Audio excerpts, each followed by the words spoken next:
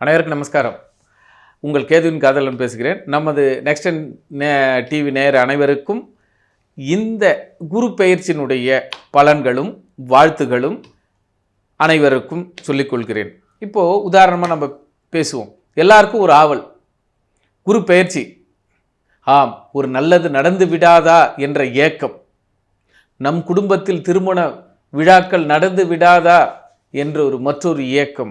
ஆக ஏக்கங்களுக்கு ஒரு விடிவு காலமாக இந்த குரு பெயர்ச்சி எப்படி இருக்கும் என்பதை 12 ராசிகளுக்கும் நமது டிவி நேயர்கள் மூலமாக காண்போமா? குரு பெயர்ச்சி, ஆம் நன்மைகள் ஏதும் நடந்து விடாதா, தீமைகள் வராமல் நம் வளர்ச்சி அடைந்து விடுமோ என்று இரண்டுங்கட்டா நிலைமையில் இருக்கும் துலா ராசி நேயர்களுக்கு இந்த குரு பெயர்ச்சி எப்படி இருக்கும் என்பதை பார்ப்போமா?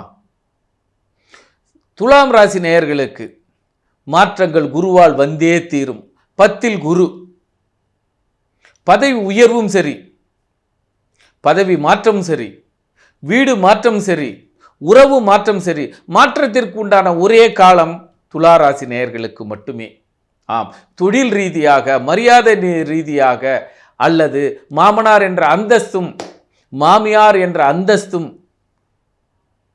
புகழ் ரீதியாக, இதனால் வரை கல்யாணம் பண்ணி தாய்மை அல்லது திருமணம் செய்து கொண்டு தாய்மை அடையாத பெண்களுக்கு இப்பொழுது தாய்மை அடைவார்கள். தாய் என்ற அடையாளத்தை அடைவார்கள். நீங்கள் பாட்டி என்ற அங்கீகாரத்தை பெறுவீர்கள். ஆண்களாக இருந்தால் தாத்தா என்ற அங்கீகாரத்தை அடைவார்கள். ஆக துலாம் ராசிக்கு இதுவரை டெம்பரரியாக இருந்த நேயர்கள் அனைவருக்குமே பர்மனண்டான ஒரு உத்தியோகமும் பர்மனண்டான அடுத்த பதவிக்காக செல்லுகின்ற காலம், செல்லக்கூடிய நேரம் இந்த குரு பெயர்ச்சி. எல்லோருடைய ஏக்கம் இருக்கும், கடன் தீராதா? துலா ராசிக்கு கடன் உண்டு, இயற்கையில் கடன், அது கர்ம கடன் பேரு. இப்பொழுது கடன் தீரும். 4 கடன் வைத்திருந்தேன், அப்பா இந்த குரு பெயர்ச்சி நமக்கு 2 கடன்கள் தீர்ந்து விட்டது, முடிந்து விட்டது என்ற சந்தோஷத்தில் கடன் தீர்ந்தது என்பதில் மிகுந்த சந்தோஷம் கொள்வது யார் என்றால் துலாம் ராசி நேயர்கள்.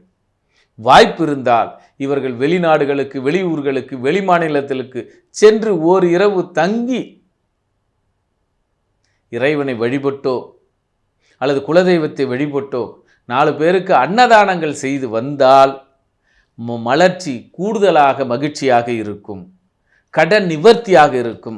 கடனால் நிவர்த்தி அடைய போகூட ஒரே ராசி, ஒரே குரு பெயர்ச்சி, அது துலா ராசிக்கு மட்டும்.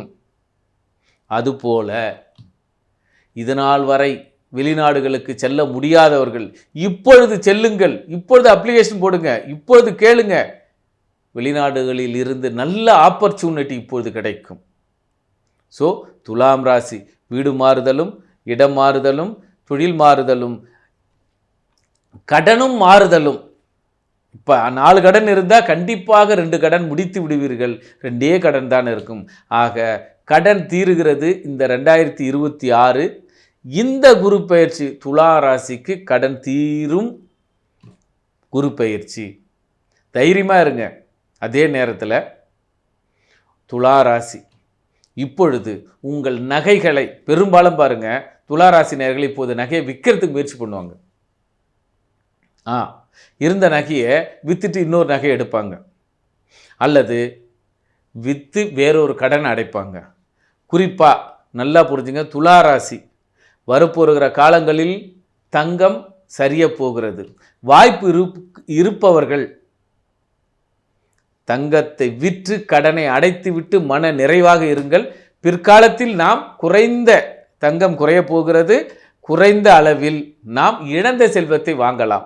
ஆனால் இப்பொழுது தலைக்கு மேலே செல்லக்கூடிய கடனால் நகைகளை விற்று கடனை அடைத்துவிட்டு மன மகிழ்ச்சியாக இருக்க வேண்டும்.